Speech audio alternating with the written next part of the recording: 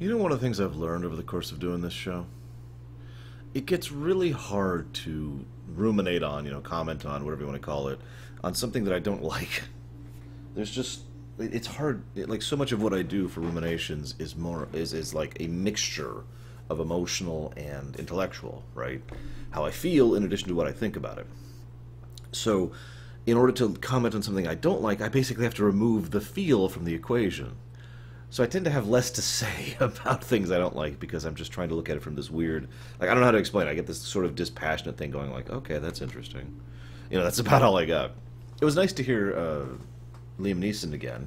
Yeah, I actually didn't comment on that before, but, it was kind of cool to have him back. I wish we had him back for a slightly better episode, but the fact that they actually got him back for this is pretty neat, and I do think that that was pretty cool.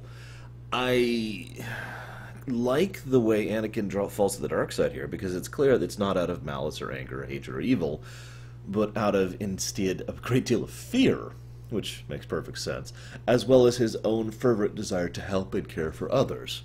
In fact, the father's final message to him, beware of your heart, really says all it needs to, I think. But, having said that, what the fact that Anakin just kind of like goes with it is stupid. This guy has been actively trying to deceive him since the moment he first saw him. Remember the whole "I'm your mother" illusion that he did? Right? I mean, do you remember that, right? He remembers that, right? I mean, I know Anakin isn't known for his intellect, but you'd think he'd at least be cognizant enough to be like, maybe I shouldn't take this as read.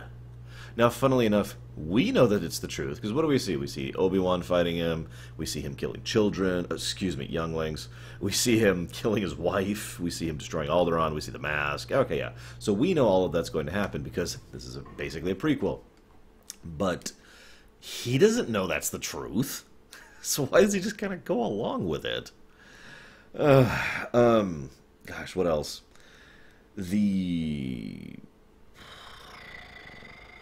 There's stuff that happened. I mean, I mentioned earlier the magic problem. Yeah, apparently all that happened in the course of seconds. And of course, Anakin, his memory of the future is erased, so he's just immediately fixed. And of course, this will have no impact on anything whatsoever. I don't even know what to add at this point. Like,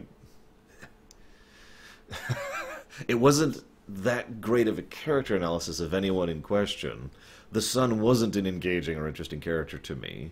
I found that he was a little too bratty to really be that interesting. I get that that was the point, that they were trying to parallel him to Anakin, but I mean, of all the features that I would consider to be a characteristic of Anakin Skywalker, bratty is not one I think that should be exemplified. Just my opinion on the matter.